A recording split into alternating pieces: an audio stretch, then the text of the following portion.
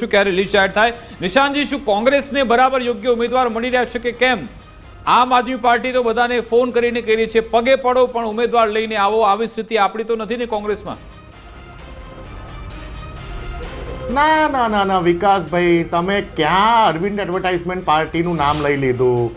ક્યાં તમે એ લોકોનું નામ લઈ લીધું? મને લાગે છે કે ગુજરાત ફર્સ્ટના દર્શકો પણ માયુસ થઈ ગયા હશે. એ લોકોની 10 વર્ષ જૂની નવી આવેલી પાર્ટી ભ્રષ્ટાચારની વિરુદ્ધ આંદોલન કરીને અન્ના હઝારે અત્યારે ખોવાઈ ગયા છે. અન્ના હઝારે લોકો મીમ બનાવી રહ્યા છે રોજ, અને જે લોકો ઉપર ભલે કોર્ટે એમને છોડી મૂક્યા હોય, પરંતુ જે લોકો ઉપર આટલા મોટા આરોપો, અને તમે સાંભળો કે એ લોકો દિલ્હી સરકાર પણ ચલાવી ના શક્યા.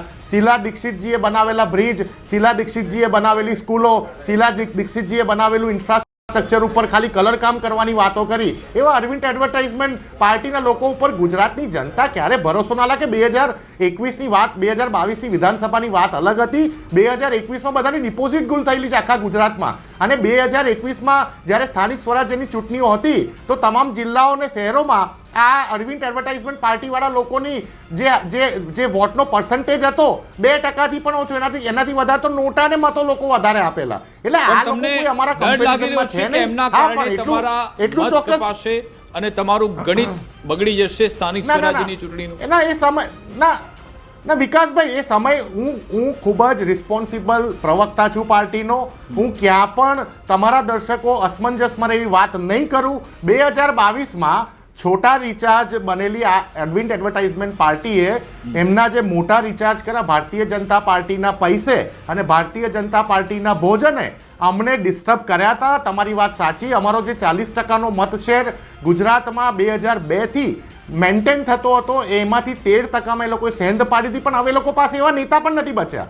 એમના જે કેટલિસ્ટ સદસ્યો એટલે કે સંસ્થાપક સદસ્યો જે ગુજરાતના કહેવાય, કરશન બાપુ જેવા વ્યક્તિઓ, એ બધા તો કોંગ્રેસમાં આવી ગયા છે, અથવા તો જે બે ત્રણ જણા છે એ લોકોના નામચીન ધરાવતા નેતાઓ એ ભાજપમાં. એટલે આમ આદમી પાર્ટી જે અરવિંદ એડવર્ટાઇઝમેન્ટ પાર્ટી, અરે મને તો એ જ નથી સમજાતું કે વિકાસભાઈ, જે પાર્ટી પંજાબ સરકારના સહારે હોય, જેને ભગવંત માનના દરેક જગ્યા ઉપર, દરેક જિલ્લામાં, દરેક શહેરોમાં કરોડો રૂપિયાના હોર્ડિંગો લગાવવા પડતા હોય, જેને પેપરોમાં, અખબારોમાં મોટી મોટી એડવર્ટાઇઝો ભગવંત માનની આપવી પડતી હોય, એમનું ગુજરાતનું જે પાક કહેવાય, એમની કેવી ખસ્તા હાલત હશે. તમે વિચારો કે પંજાબનું માર્કેટિંગ કરીને અહીંયા ગુજરાતના નાગરિકોના વોટ લેવાની કોશિશ કરતી હોય, તો આ પાર્ટીનો કોઈ જીર્ણોદ્ધાર નથી. અને આ પાર્ટી, તમને કહી દઉં બિલકુલ, 2026નું 28 તારીખે જે રિઝલ્ટ આવવાનું છે એમાં અરવિંદ એડવર્ટાઇઝમેન્ટ પાર્ટીના લોકો લુપ્ત પ્રજાતિ બની જશે. લુપ્ત પ્રજાતિ,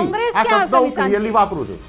કોંગ્રેસ ક્યાં હશે? હું ફરી કહું છું જિજ્ઞાસા, બહુ લોજિકલી હું ફરી કહું છું, બહુ લોજિકલી વાત કરવા વાળો વ્યક્તિ છું. 2021માં કોંગ્રેસની જે સિચ્યુએશન જિલ્લા પંચાયતો, સ્થાનિક સ્વરાજ્યની ચૂંટણીમાં હતી, એ સૌથી લોએસ્ટ લેવલ ઉપર હતી, સૌથી નીચલા સ્તરે હતી. અમારે ગેઇન જ કરવાનું છે. અને જે રીતે અત્યારે તમામ શહેરોમાં પૂરની પરિસ્થિતિનું નિર્માણ થયું, તમામ જિલ્લા પંચાયતોમાં પછી મનરેગાનું કૌભાંડ હોય કે પછી બીઝેડના 6,000ના કૌભાંડો હોય, લોકો પોતાના પૈસા ગુમાવી ચૂક્યા. તમે જો કે લોએસ્ટ સ્કોર તમે અમિતભાઈ ચાવડાની આગેવાનીમાં જ મેળવ્યો હતો. ફરી જ એ જ અમિતભાઈ ચાવડાની આગેવાનીમાં એ તમે ગેઇન કરશો કેવી રીતે? Of course there is a word called destiny. અમારા અમિત ચાવડા સાહેબ જોડે અત્યારે 1.5-2 વર્ષથી અમે લોકો પ્રદેશમાં એમની જોડે કામ કરી રહ્યા છે, અને અમને દેખાઈ રહ્યું છે કે અમિત ચાવડા સાહેબ જે સ્ટાઇલથી આજે કામ કરી રહ્યા છે, અમારો એક પણ પ્રદેશનો હોદ્દેદાર શાંત નથી બેઠો સાહેબ 2 વર્ષથી. અમે જન આક્રોશ સભા કરી, તમામ જગ્યાઓ પર તમને પ્રદેશના હોદ્દેદારો દેખાયા હશે, છેવાડાના ગામ સુધી. આ સ્થાનિક સ્વરાજ્યની ચૂંટણીઓ જાહેર થઈ એની પહેલા અમે છેવાડાના ગામ સુધી ખેડૂતોની સમસ્યા માટે, દારૂ અને ડ્રગ્સના જે વેપલા ગુજરાતમાં ફેલાઈ ગયા છે, એના માટે અમારા જિગ્નેશ મેવાણીએ પણ અવાજ ઉપાડ્યો હતો, અને કેટલો જન પ્રતિસાદ અમને મળ્યો, મહિલાઓનો પણ કેટલો જન પ્રતિસાદ મળ્યો, એ ગુજરાત ફર્સ્ટના કેમેરાએ બતાડેલા છે. એટલે આ વખતની પરિસ્થિતિ 2021ની કમ્પેરિઝનમાં ના કરી શકીએ. એનું બેસ્ટ એક્ઝામ્પલ તમને આપી દઉં. એનું બેસ્ટ એક્ઝામ્પલ એક જ સેકન્ડ વિકાસભાઈ, એક જ સેકન્ડ, હું તમને બેસ્ટ એક્ઝામ્પલ આપવા માંગુ છું. જેવી રીતે ભારત દેશમાં જ્યારથી લોકસભાની ચૂંટણીઓ ચાલુ થઈ ત્યારથી 2014માં ભારતીય રાષ્ટ્રીય કોંગ્રેસની સૌથી લોએસ્ટ સીટો આવી હતી, અને એ વધી 10 સીટો વધી 2019માં 10 થી 15 સીટો વધીને પછી ડબલ થઈ ગઈ સીધી 2024ના લોકસભામાં. એટલે જ્યારે પણ કોઈ પણ પોલિટિકલ પાર્ટી એના લોએસ્ટ કેટેગરીમાં આવે પછી જે એન્ટી ઇન્કમ્બન્સી હોય, જનતા જે દુઃખી થઈને બેઠી હોય, એમાં રાષ્ટ્રીય પાર્ટીઓ પ્લસ જ થતી હોય. અને કોંગ્રેસ પણ મને મજબૂતાઈથી વિશ્વાસ છે કે અમે પ્લસ જ થવાના છે. ઠીક છે.